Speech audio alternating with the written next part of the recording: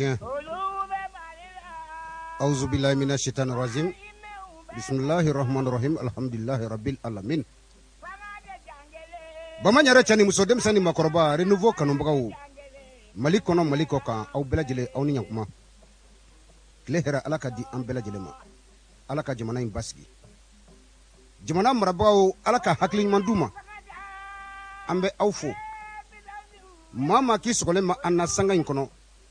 Kaira awla ambe renouveau FM kan. Nege kanya sheki miniti nani anyo soro kumaso in kono. Brigo kaw ni sogoma. Sirakro kita komini bisabani saba. Karta fladugu ka aw belajelen fo beledugu ani mande. Fladugu ka aw fo ni ambora kita. Femi fladugu adugu bi woro ani fla. Apekafu president Mamadou Zoumana Sidibe sanga in kono akanka soro kasaro. Anaka demaya kata se Bamako ani Parima ku belajelen ni sogoma. Nema FM a technicien fara animateur kan a lamɛnnikɛla jɛkulu kasaro ka aw bɛɛ lajɛlen fo ka an kolonkolon ka bɔ yen ka se i ka faamuya bala fɛn min ye kati ye katikaw ka aw fo katikaw ka aw fo yan'an ka don kati an bɛ nɔgɔnkari kɛ ka se direction régionale de la douane de Kulikoro commandant Fode Kone Tulobana an b'a fo kɛnɛ in kɔnɔ ka taa se brigade commerciale ma an bɛ Dumbu n'a jɛɲɔgɔnw bɛ yen ka don kati ni an donna kati an bɛ jɔ k'an sunjata da la ka gardebuw bila an ka Mali goro masiri taba bɛɛ lajɛlen Mali finitigiw aw bɛ yɔrɔ yɔrɔ ka aw fo ka waleman dɔn ka segin ka aw fo sabula bɛɛ tɛ kɛ tenintigi ye bɛɛ tɛ sɔn ka tenin don n bɛ segin ka aw fo ka aw wolobaw fo ka an ka fakɔrɔw k'olu fo sabula maa ma k'i den kɛra finitigi ye i ye den wolo i wolola den na Mali finitigiw n bɛ aw fo aw minnu sɔnna aw ka diɲɛlatigɛ sababu kɛra maa minnu ye ka fɔ ko a y'aw ni di jamana ma ka jan olu kɔ ko aw sɔnna aw wolodenw k'olu to yen ka aw ni di jamana ma aw furumusow ka olu to yen ka aw ni di jamana ma ko ka jamana lakana ko kɛ aw ka baara tagabolo ye an bɛ aw fo diɲɛ ka di maa min b'a min di faso ma k'a bɛ faso lakana u ni foli ka kan Mali golo masiri tabaw ka aw bɛɛ lajɛlen fo sɔrɔsiw ne ma ɲinɛ aw kɔ gendarmew k'aw fo kɛnɛ kɔnɔ garde national an b'aw fo polisiw k'aw fo protection civile k'aw fo ka taa se dɔnyaw ani eaux et forêts ma nin bɛɛ lajɛlen ninnu ka foli bɛ an ka kɛnɛ kɔnɔ Mali kɔnɔ yan aw bɛ yɔrɔ yɔrɔ aw de sɔnna ka jamana in lakana tasuma ani mugu la i ka faamuya bala lakana ko a bɛ kɛ su aw jɛnna n'a ye a bɛ kɛ tile aw jɛnna n'a ye a bɛ kɛ ji la a bɛ kɛ cɛncɛn na aw jɛnna n'a ye k'a bɛ kɛ hali ni kuluwo la ko n'aw bɛ taa ko ka jamana in lakana ko aw sɔnna ka aw ni di faso in ma Mali golo masiri tabaw aw ni sɔgɔma Ala ka hakili ɲuman di an ka jamana marabagaw ma minnu bɛ yen sanga in kɔnɔ k'u bɛ fanga la layidu ka min taara an ka golo masiri tabaw ye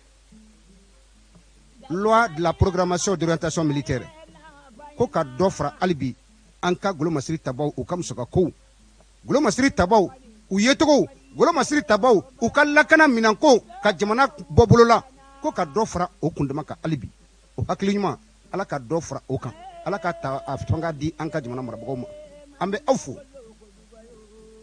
kati ni n donna n tɛ se ka bɔ ni ma belebele ninnu fo kati ne teriw don kunun n teriw don bi wa hali sini ne ka teriya a bɛ nɔ bɔ sira in bɛ jɛ ka fura ŋɔni ŋɔni ba kan n ko min fɛn fɛn bɛ yen k'a bɛ se ka ɲugun don an na ko ka an ɲigin an kana ɲɔgɔn nasɔrɔ ne paralen don ka sira in ka fura ka jɛ lieutenant Seba Jara i ni sɔgɔma kati belebele in dalen bɛ yen lieutenant Cheick Sebi i ni sɔgɔma a n'a ka denbaya u dalen bɛ kati commandant Christophe Dambele belebele in a dalen bɛ kati a n'a ka denbaya an b'a fɔ kɛnɛ in kɔnɔ ka taa se commandant Issa Tangara la kan 3 mon commandant aw ni sɔgɔma katikaw n b'a fɔ adjudant chef Fuseni Jara Fous kenen kono amayina awko don temena aka kalan anya jalaji mi ɲɔgɔn fɛ ndalen b'a la ni fɛn wɛrɛ sɔrɔla jalaji kɔfɛ an bɛna mi ɲɔgɔn fɛ ndalen b'o la sabula an ka teriya n'a daminɛna terikɔrɔ tɛ an na n bɛ aw fo an ka cɛkɔrɔba bɛ yen adjudant chef à la retraite Mayan Samake a n'a ka denbaya a bɛ Kati ka denbaya kurukura fo ka yɛlɛn ka se Kasi direction centrale du service des armées capitaine Abdraman So a n'a jɛɲɔgɔnw bɛ yen ka aw fo kɛnɛ in kɔnɔ ka waleɲuman monsieur le président de la transition mon président colonel Bandaw ni sɔgɔma colonel Assimi Goïta ni sɔgɔma colonel Wage ni sɔgɔma colonel Sadio Kamara ni sɔgɔma belebele ninnu o tulo bɛ n na colonel Modibo Kone aw ni sɔgɔma baara in ta fanga Ala ka di aw ma Ala ka jamana lakana ka bɔ Kati ka se Kuluba n balimamuso bɛ yen madame Fanta Maïga Kuluba Ponge ka jigin Bamakɔ kɔnɔ ka taa état major la belebele in a bɛ yen belebele in a bɛ yen général de division Ibrahima Dayiru Danbele an b'a fo a n'a ka denbaya ja ko maa ladiriw bɛ hali bi bankokolo in kɔ kan ko maa ladiriw ma ban Dayiru ye dɔ ye capitaine Rama Keita sanga in kɔnɔ a bɛ i ka fanga bala kɔrɔn fɛ Dayiru ale ka aide kan kun don k'u y'a bila ka taa k'a ka taa a ka dɔnniya min n'a y'a sɔrɔ i ka fanga bala lakana bondakun kan ka taa kɔrɔn fɛ an ka maa minnu bɛ yen n'u bannen bɛ i ka fanga bala ka don jamana in kɔnɔ k'u ka taa jamana in lakana dɛ ko Ala ka an bɛɛ lajɛlen lakana capitaine Rama Keita n b'i fo général de division Salif Traoré belebele in a y'a se kɛ jamana in ye commissariat jɔra ka caya Mali kɔnɔ brigade gendarme jɔra ka caya Mali kɔnɔ a sababu bɔra Salif Traoré la ko ka minɛn ɲini ka di policiers ma ko ka minɛn ɲini ka di gendarmew ma ko ka minɛn ɲini ka di protection civile mɔgɔw ma a nana a y'a se kɛ Mali kɔnɔ wagati min ni jamana kalifala a la an b'a fɔ kɛnɛ in kɔnɔ ka waleɲuman dɔn a bɛ yɔrɔ yɔrɔ ko an mako bɛ nin fasodenw de la mon général ni sɔgɔma Madu Dunbiya dɔw ko Dunbiya a tulo bɛ an na ne b'a fɔ kɛnɛ in kɔnɔ attaché ka aw fo ka waleɲuman dɔn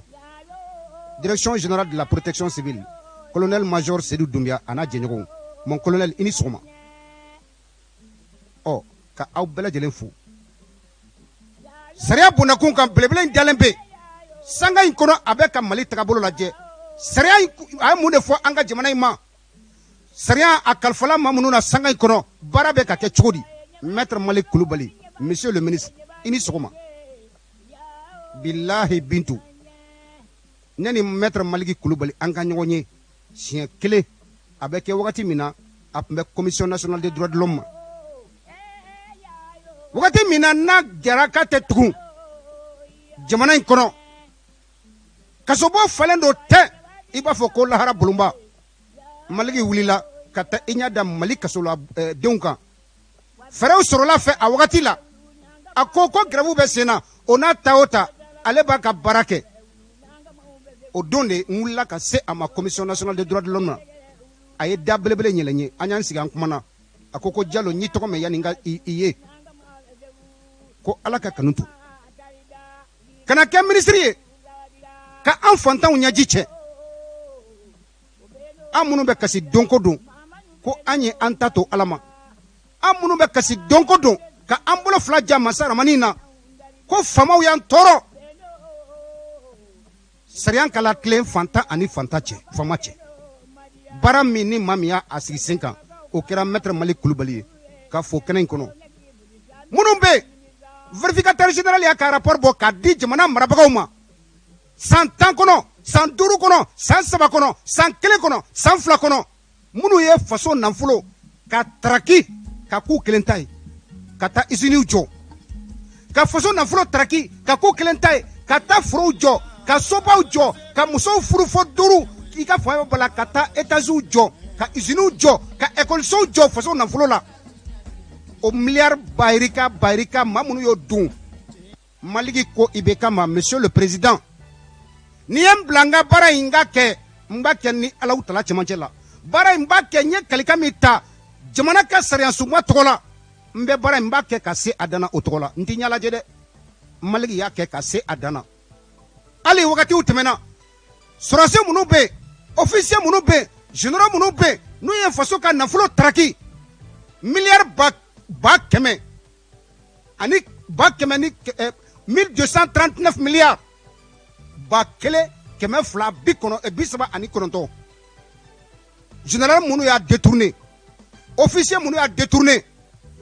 homme politique minnu y'a détourné premier ministre kura minnu y'a détourné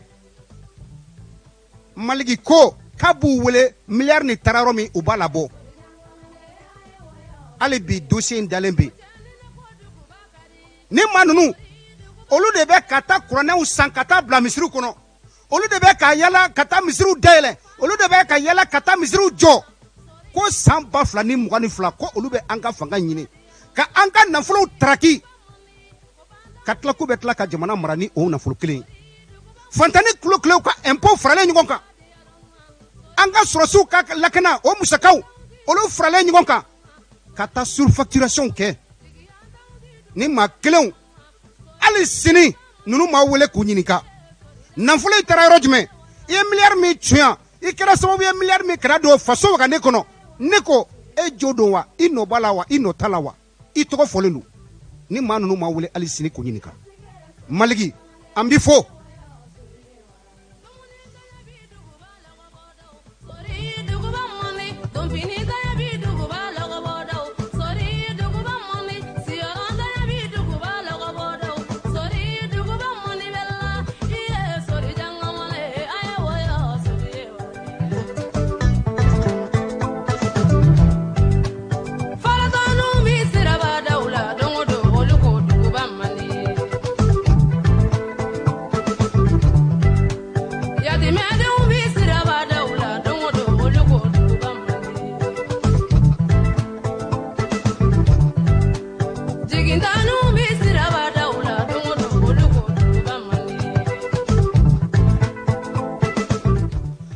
duguba bɛ diya ni Alahu Taala sɔnna ma an ka to sariya kɔ an ka to jamana marabagaw kɔ sanga in kɔnɔ hali bi maa ladiriw bɛ kiri bonnakun kan an ka foli ani tano a bɛ monsieur le ministre Mohamed Sida Diko ministre de la justice et des droits de l'homme garde des sceaux Mohamed Sida Diko an b'a fo kɛnɛ in kɔnɔ a ka ministère kelen na ye Mohamed Dramane Traoré a bɛ yen ladiriw bɛ an ka kiri bonnakun kan an tɛ siran ka sababu kɛ kiri tigilamɔgɔw ni a dira maa ladiriw ma k'u ka baara kɛ ladiriya kɔnɔ ni olu bɛ an bolokɔrɔ an tɛ siran honorable Aliou Badara Nana Kassé monsieur le président nin bɛ ne miiri jigin i la i ni sɔgɔma a bɛ CNT kɔnɔ sanga in kɔnɔ don tɛmɛna cour suprême na section judiciaire président tun bɛ a bolo a y'a kɛ ka se a dan na fo ka taa bɔ place in na baara min na a ma jɛnkɛ a bolo ladiriw bɛ kiri bonnakun kan aw ni sɔgɔma syndicat autonome de la magistrature an b'aw fo syndicat libre de la magistrature an b'aw fo kiri bonnakun kan hali bi ko dagabawuli dabɔla Mohamed Sida Diko monsieur le ministre bonjour n balimaw ka segin ka don kumaso in kɔnɔ yan'an ka don an ka cɛkɔrɔba bɛ kabala a bɛ k'an lamɛn sanga in kɔnɔ adjudant chef à la retraite Yaya Doumbia a n'a ka denbaya Doumbia i ni sɔgɔma ko ala ka bana ban pewu cɛlɛ a bɛ Amadu Tunkara ani Javier den bɛɛ lajɛlen k'aw fo ka waleɲuman dɔn cɛlɛ Amadu Togola ka yira la k'a fɔ madame Kulibali Bintu Napo ale de tɛgɛ tun bɛ nɛgɛ la sinon ale tɛgɛ bɛ nɛgɛ la kumaso in kɔnɔ Sori Ibrahima Diallo ne bɛ yan ka taa fara Kunba Kuyate an ye ɲɔgɔn sɔrɔ bi ko bi ye don wɛrɛ ka ala fo ka barika da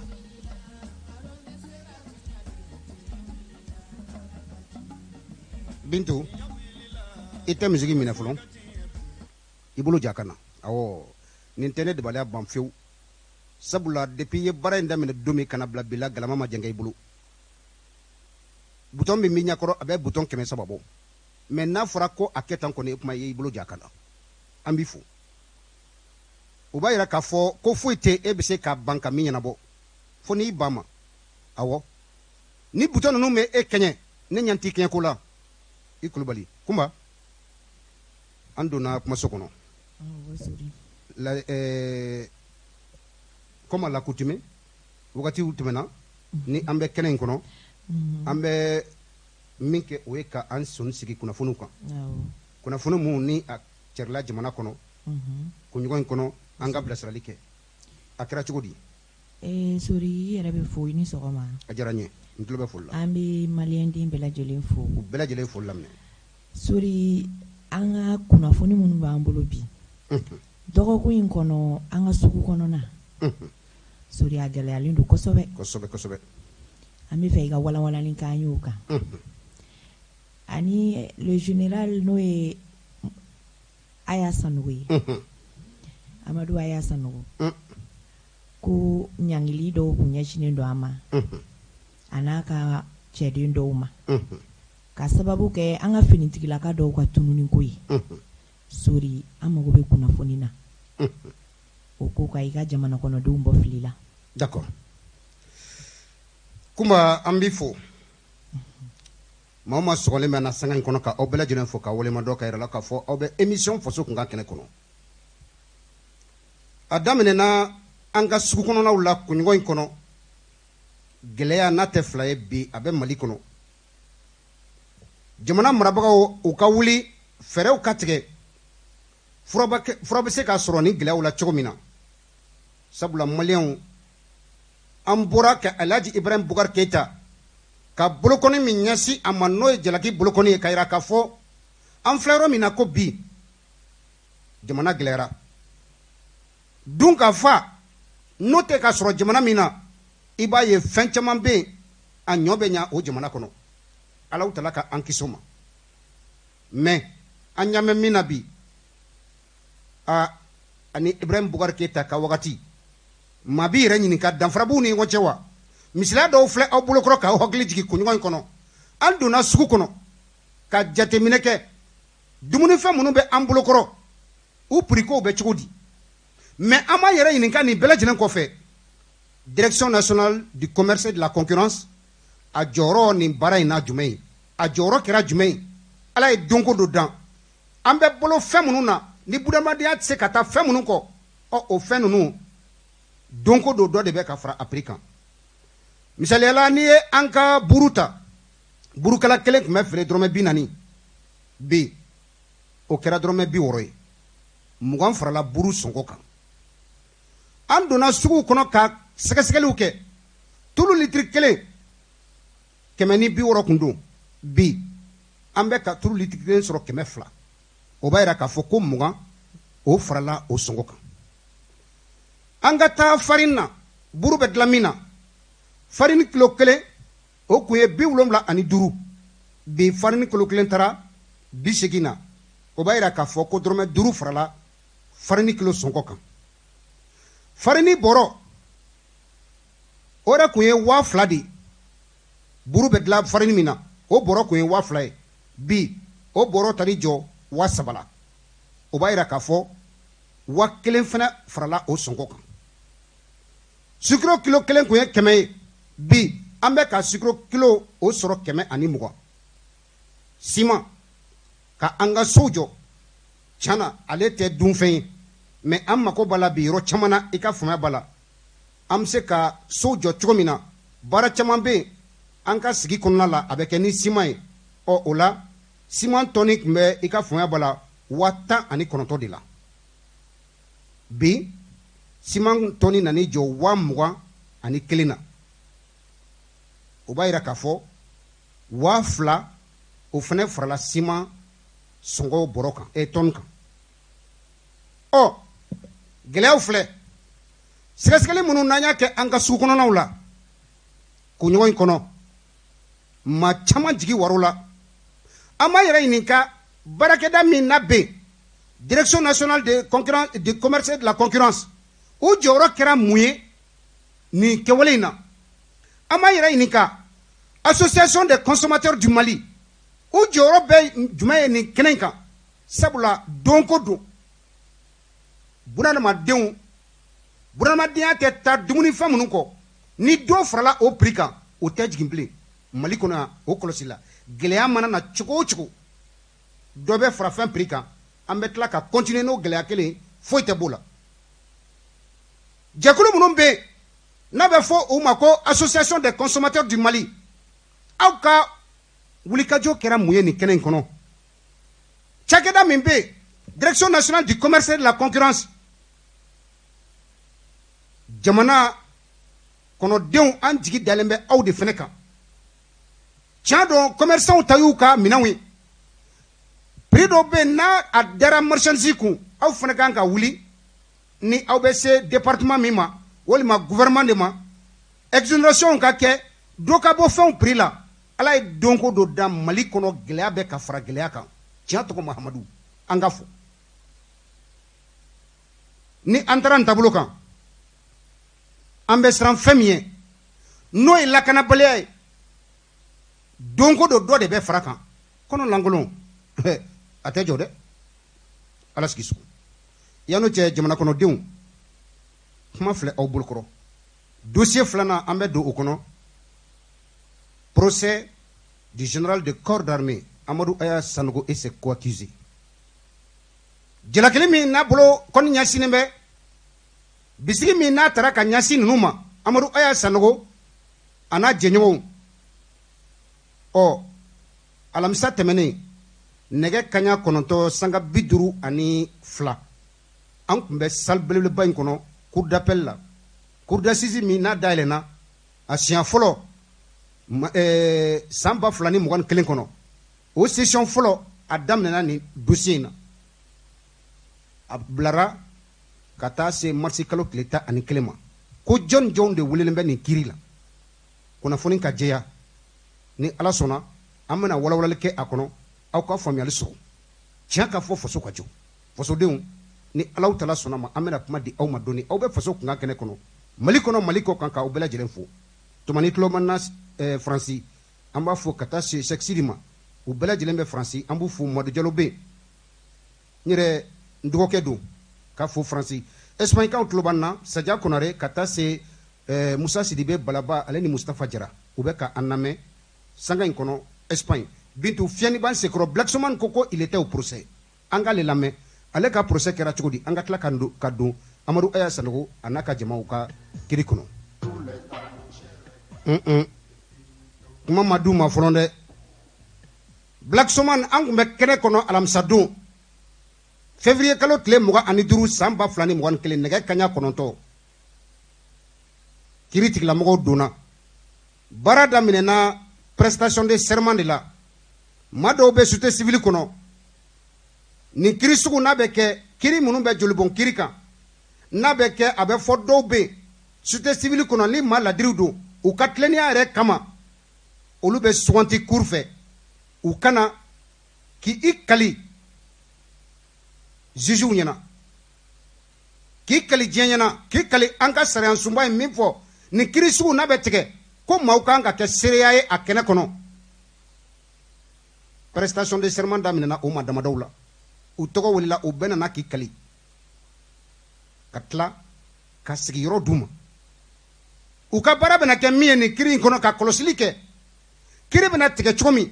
an fɛnɛ ka tabiyaw bɛ yen wagati dɔw la maaw bɛ yen ni kiri bɛna tigɛ nin ko sugu kan an ka tabiyaw n'o ye an ka diɲɛ yɛrɛ tagabolo ye n'o ye an ka société tagabolo ye an bɛ jateminɛ kɛ ka kuma di olu fɛnɛ ma an ka tabiyaw ye jumɛn ye nin tagabolo la olu fɛnɛ bɛ i dɛn ka fɛn fɔ kiri tigilamɔgɔw ye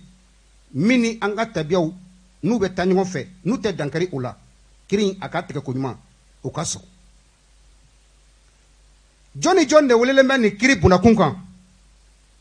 bolokɔni ɲɛsinnen bɛ jɔnw bisigilen don maa 16 kunnafoni jɛlen don an b'u fo nin bɛɛ tun bɛ kɛnɛ kɔnɔ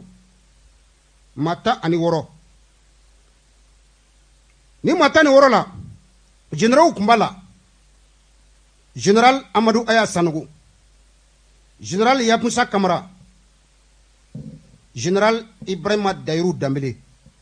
Bintou, nous bela jene mbek kene kono, kiri dun. Nous te mena kaboy.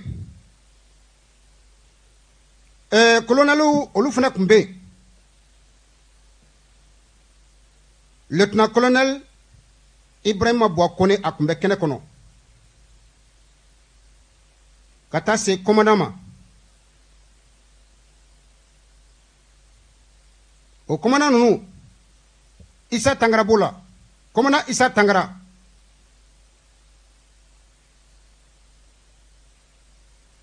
Oh, commandant Mohamed Issa Ouedrago, allez bala. Ça c'est commandant Christophe Dambelema. Oh, Olufene là. Notre mena kaboy. Capitaine Kumba Kono. Capitaine Amadou Konari. Sous-lieutenant Bala. Noé Soeba Djaraye. Kata se Chekna Sibi. Lassine Singare. Adjudant Fane Bala. Ani adjudant chefu. Noé Kafo Umaru Sanafo. Aleni Fuseni Djara. Ni Bela Jelenko Alema. Ko Fous. Kata se adjudant Mamadou Kone. Sergent chef Adama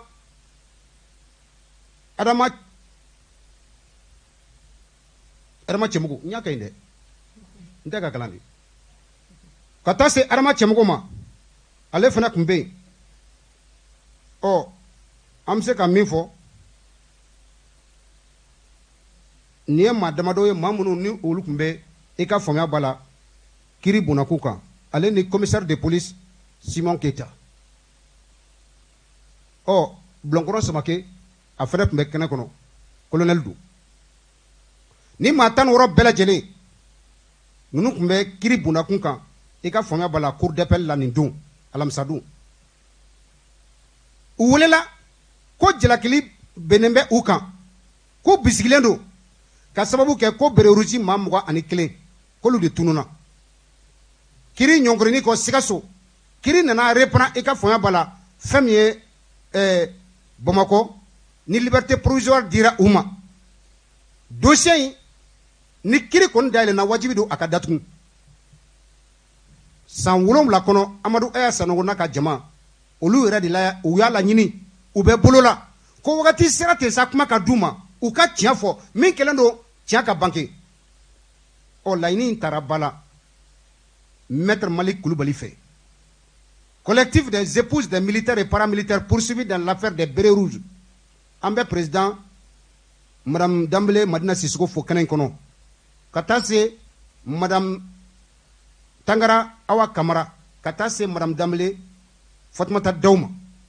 Uka wulika jow, ani collectifu Tchebana Musobaou. Wulila, Kase Maligima. Joué kalot l'État anin Duru, Samba Flantan Konoto Kono. Ko kirimi, ni adam na sigaso ko uma ko bala kirin ka daile maligi ay laydu ta uye laydu timena liberté provisoire diro uma alayna u fe ka foko kirin na damena aka kunche o de kapsa ka sababu ke fen chamay o kirin dablana abora dogo koro ka bla marsi kalo tleta ani kele sambla fla ani mwani kele o fene alamsa dunya doye mbalmaw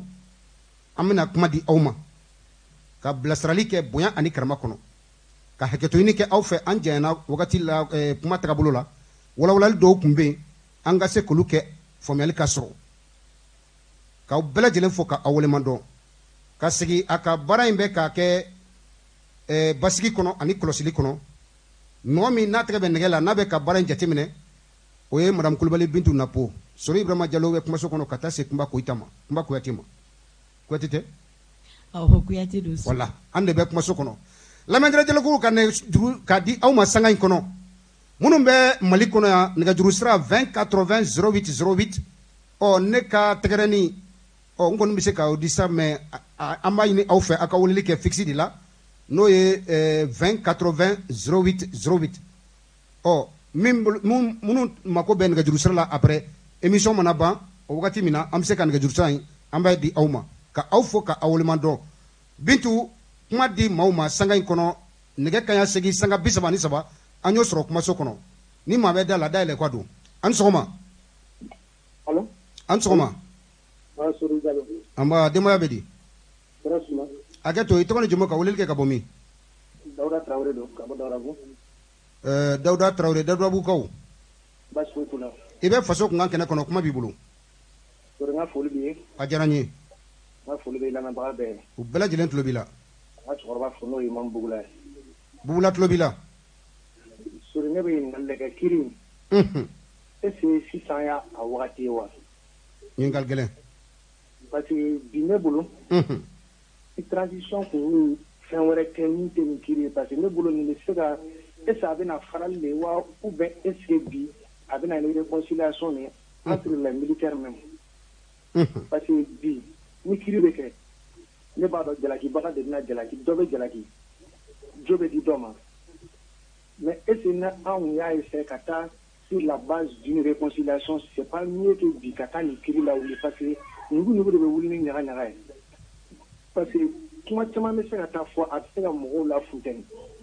bon ni o kɛra ne bolo o nafa ka dɔgɔ nin wagati kɔnɔ ka d'a kan jamana bɛ gɛlɛya min kɔnɔ quoi bon n'i y'o yɔrɔ ninnu lajɛ vraiment ne kun bolo kun ka nin to yen ka wagati wɛrɛ kɔnɔ nin ko la ka denbaya ninnu bɛɛ lasigi parce que ni min bɛ se ka indemniser komi n'a fɔ avocat dɔw yɛrɛ y'a fɔ ko dɔw indemnisera k'u bila u ka droit kɔnɔ ka wagati wɛrɛw kɔnɔ nin ko ninnu na vraiment o de tun ka di ne ye ni nin kiiri kɛlen ka na funtɛni dɔw yɛrɛ wuli jamana kɔnɔ bi bi in na an mago tɛ min na n'a nana sugu ko ta gɛlɛya kɔnɔ vraiment ne b'a fɛ ko ko bɛ kɛ jamana kɔnɔ ni o ye prix yɛlɛnko ninnu ye a responsabilité i ye min fɔ association de consommateurs bɛ yen n'olu ma se ka fɛn bɔ ko o ko la premier responsable min bɛ kɛ jamana kɔnɔ o ye jamana ɲɛmɔgɔw ye maintenant olu de kan k'a lajɛ min bɛ taa anw ka taabolo fɛ min bɛ u ka jamana kɔnɔdenw arranger k'o kɛ maintenant ne ma olu yɛrɛ ka réaction tuma olu ka réaction kɛra jumɛn parce que an b'a ye wagati tɔw la ni ɲɔgɔnna kɛra tike tilew la a bɛ subvention kɛ ou bien a b'u wele a b'a fɔ bon jamana bɛ nin ta aw fana ka nin bila mais anw ɲɛ b'a la bi fɛn bɛɛ bɛ ka gɛlɛya olu tɛ ka o acte ninnu poser i n'a fɔ u ma leçon tirer ko tɛmɛnenw na u nalen quoi parce que ne bolo mɔgɔ kan ka ko tɛmɛnenw de lajɛ pour que nataw k'o dilan mais ne ɲɛ tɛ o sen na ninnu kɔrɔ vraiment n'u m'a lajɛ ni sunɔgɔ sera k'an to nin cogo la a bɛ kɛ gɛlɛyaba ye jamana kɔnɔdenw ma wa n ka foli b'i ye kosɛbɛ. merci Traoré bɛɛ n'i ka tiɲɛ ka fɔ faso ka jɔ fasodenw aw bɔra ka Dawuda ka ɲininkali a n'a ka bilasiralikanw fana lamɛn ɔ nɛgɛjuru sira bɛ aw bolo an ka ɲɔgɔn bilasira bonya ani karama kɔnɔ min m'a faamuya hali bi bilasirali bɛ se ka kɛ a bila ka don an sɔgɔma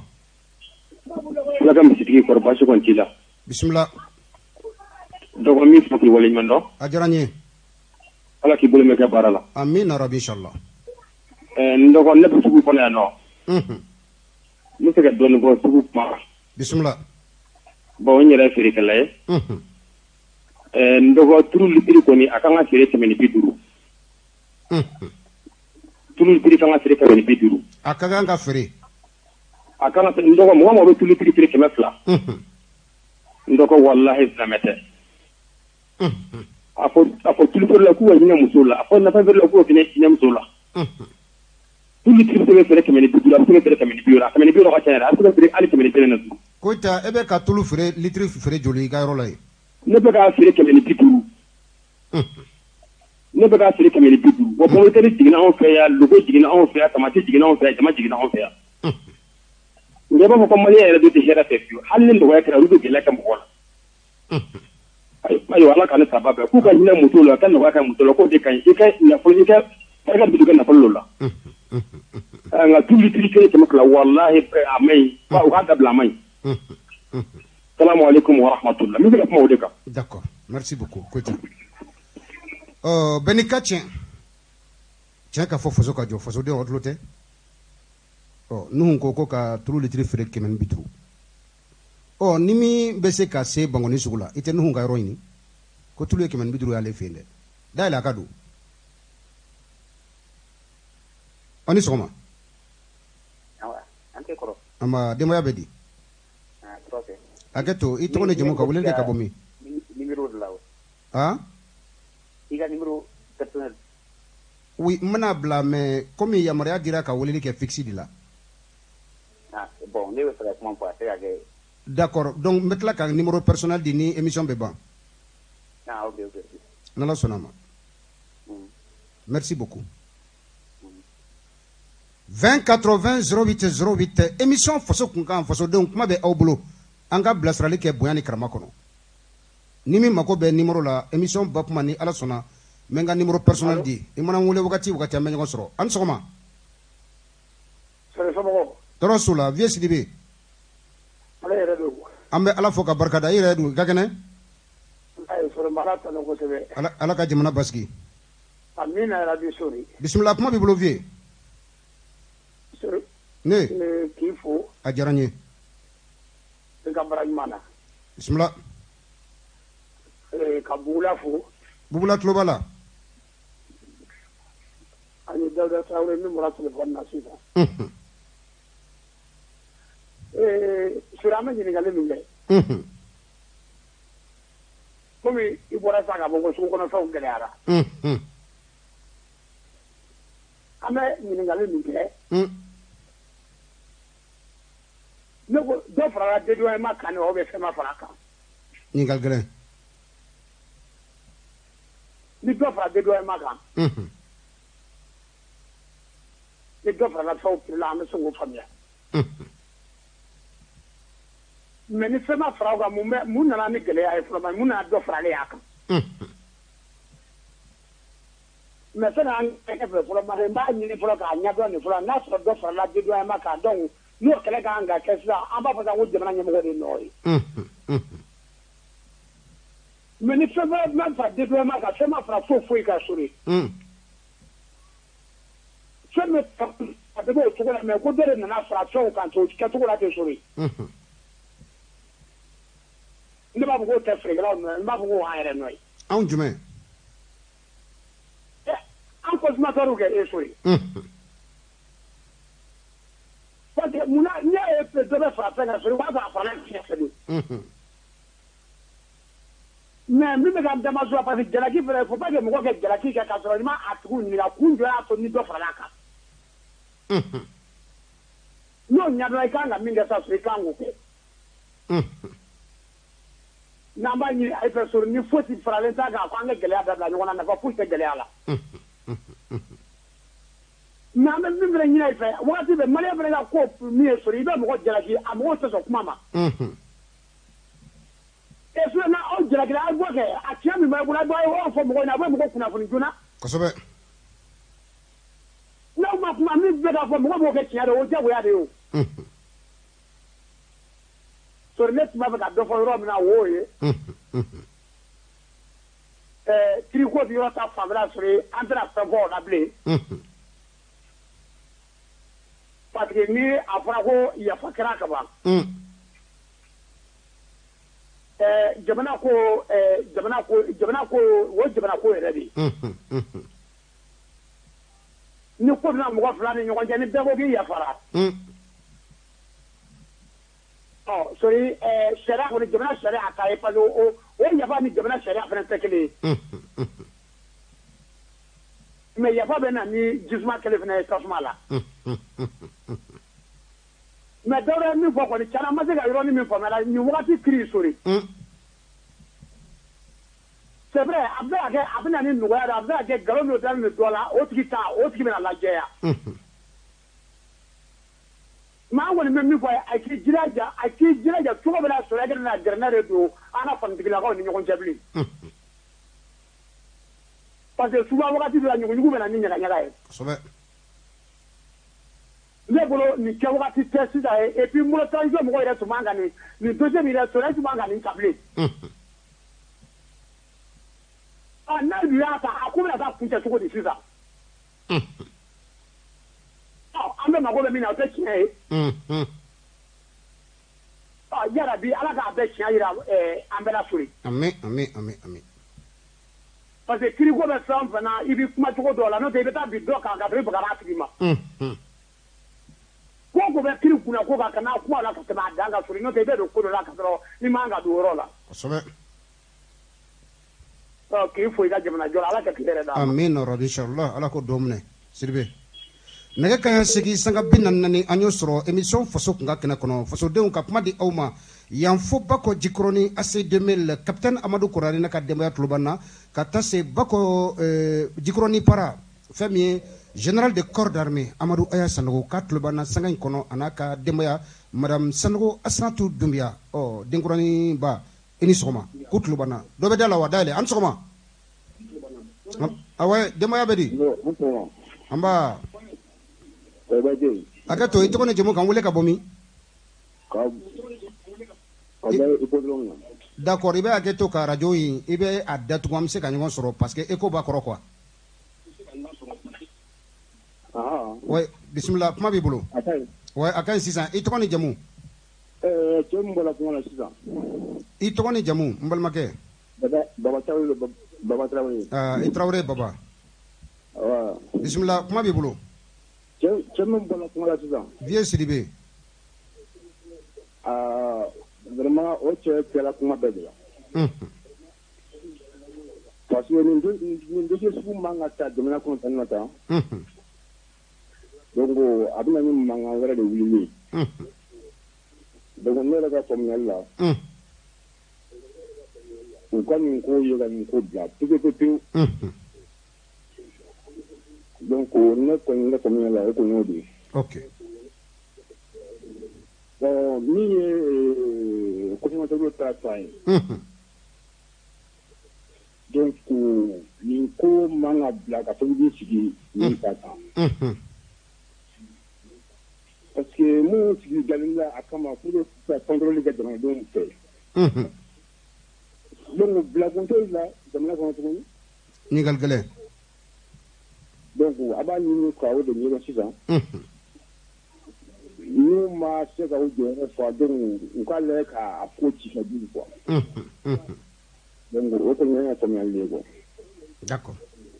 ne la sɔnna Traoré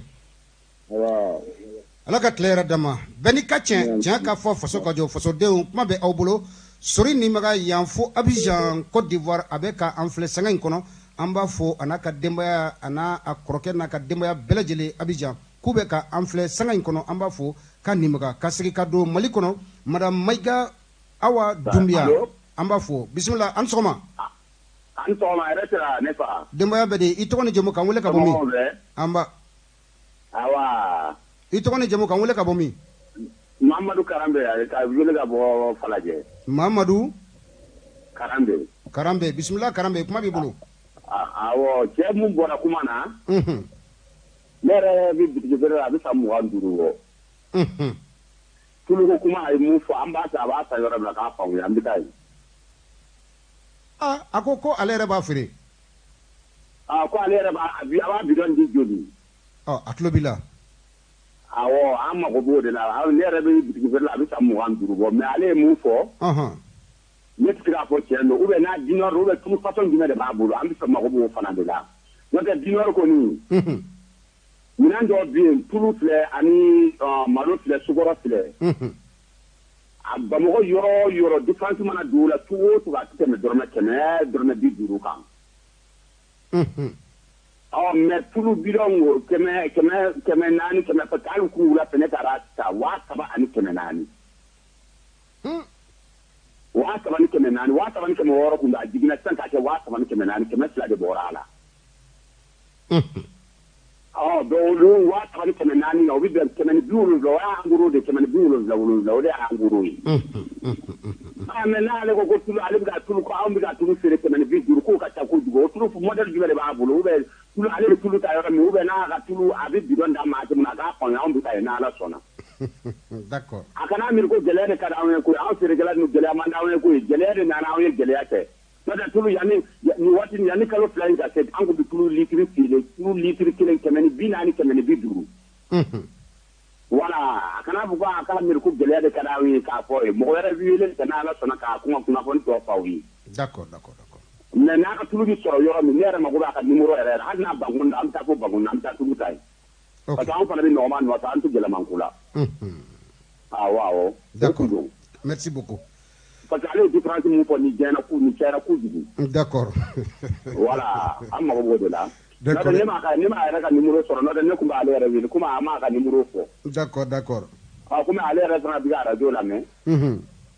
Voilà, ni m'a dɔn ne bɛ n ka numéro de d'a ma a b'i wele wa ne kɔni t'a dɔn n bɛna sɔrɔ cogo o cogo. D'accord, an bɛ tila ka bilasirali kɛ o fana la. Wa a ka numéro d'a ma an ka wele n'Ala sɔnna an bɛ taa k'a bara. N'a y'o fɛn nɔgɔyara a bɛ diya anw yɛrɛ ye. D'accord, d'accord. N'o tɛ tulu ko n'a sera ma ɲin'a la koyi tulu gɛlɛyara trop. Ok. Voilà. Nɛgɛ kaɲa sigi sanga 50 o ye an sɔrɔ kumaso kɔnɔ fɛn min ye émission faso kunkan kɛnɛ kɔnɔ hali bi an bɛ karan bɛ fo falajɛ Sanba Danbele a tulo bɛ an na sanga in kɔnɔ centre des impôts de la commune 6 a bɛ ka lamɛnni kɛ an b'a fana fo a n'a ka denbaya ni falajɛ ka bɛɛ lajɛlen Nantɛnɛ Jakite madame Jalo Nantɛnɛ Jakite a fana tulo bɛ an na falajɛ sokɔrɔ la an b'a fo kɛnɛ in kɔnɔ ni mɔgɔ bɛ da la i bɛ da yɛlɛ Bintu 20 80 08 08 an sɔgɔma. An sɔgɔma Sori. Denbaya bɛ di. Alhamdulillah Jalo. A kɛ to i tɔgɔ ni jamu ka weleli kɛ ka bɔ min. Sori i terikɛ de don Kasim Konate. Konate Kasim ça va. An ye lycée Badala kɛ ɲɔgɔn fɛ 11e. Tiɲɛ don miiri b'a la. Voilà. A mɛnna min ɲini ci sɔrɔ. Alhamdulillah d'accord. I bɛ faso kunkan kɛnɛ kɔnɔ. A di n ka da don i ka baro la. Bisimila. I b'a dɔn fɛn dɔ de ka di maliyɛn ye maliyɛn bɛ gɛlɛya fɛ ka tɛmɛ. An tɛ se k'a da la maliyɛn kan ka kɛlɛkɛ ko minnu na maliyɛn tɛ kɛlɛ ko la. Sinon dumunifɛn gɛlɛya kɔni tiɲɛ yɛrɛ la jamana kɔnɔ a man ɲi. K'a da mun kan Buruko yɛrɛ min filɛ nin ye Sudan président a taara mun kama dɔrɔmɛ kelen faralen Buru kan n k'a taara Gwanwa de fɛ. Voilà donc faamaw ka sabali ni da balo gɛlɛyara tantôt u ka fɛn bɛɛ bila ka ɲɛsin o la tilenni ma fɔlɔ ni denbayatigi hakili sigira ka denbaya kɔnɔ fɛn caman bɛ yen hakili bɛ taa o kan kɔngɔtɔ tɛ taa fɛn kan dɛ voilà u ka sabali mɔgɔw bɛ to fɔli la kan finalement mɔgɔw bɛna dusu ka se yɔrɔ dɔ la an ka laɲini t'o ye vraiment depuis maintenant u ka fɛɛrɛ ɲini a ko la quoi. Kosɛbɛ. Voilà donc i ka foli de don. Foli diyara n ye Kasim. Alhamdulillah hakili bɛ n na kɔni. Hakili b'i la. Voilà merci vraiment bonne journée. Merci beaucoup. Bintu nin ye n ka promotionnaire dɔ ye ale kɔni an bɛ émission datugu ale ka weleli kan sabula nɛgɛ kaɲa 8 sanga 52 an y'o sɔrɔ kumaso kɔnɔ nin wagati la a bɛ fɔ ko la colline du savoir 94 wagati Ibrahim Bokari Keita année blanche décrétée ka Mali école-so bɛɛ datugu nin ma diya dɛ an de ka wagati la bagi première partie ni bagi résultat bɔra a bɛ bɔ siɲɛ 2 écrit ni oral o danna anw na ni promotion in fɛnɛ lycée Badala danna anw na an y'an ka première année kɛ palais de la culture la o tuma siraba min bɛ bɔ falajɛ k'i kun da dugukɔnɔla kan siraba min bɛ ka dilan première année université droit Kasim k'i fo k'i waleman dɔn ko Ala ka kanu to lamɛndirɛjɛkulu nin bɛ dan sigi an ka bi sɔgɔmada émission faso kunkan nɛgɛ kaɲa 8 sanga 53 an y'o sɔrɔ minnu bɛ ka weleli kɛ ka hakɛto ɲini kɛ aw bɛɛ lajɛlen fɛ Ismaël Fane a bɛ ka lajɛli kɛ sanga in kɔnɔ an b'a fana fo ka taa se monsieur Yves Dolo école communautaire Les Pedro Banangabugu an b'u bɛɛ lajɛlen fo Maɲanbugukaw ka aw fo ka waleman dɔn Labas Jire n'a ka denbaya madame Jire Kaja Jalo madame Jire Awa Maïga madame Jalo Fatumata Doumbia u bɛ ka lamɛnni kɛ sanga in kɔnɔ ka taa se Musa Doumbia adjudant chef à la retraite gendarme de Maɲanbugu a n'a ka denbaya madame Doumbia Hassan Kulubali colonel médecin de la protection civile Famara Doumbia nin bɛɛ lajɛlen Doumbiyakaw ye Maɲanbugu terɛnba kɔfɛ an b'u fo k'u waleman dɔn kɛnɛ in kɔnɔ madame le maire madame Kulubali Wassa Samake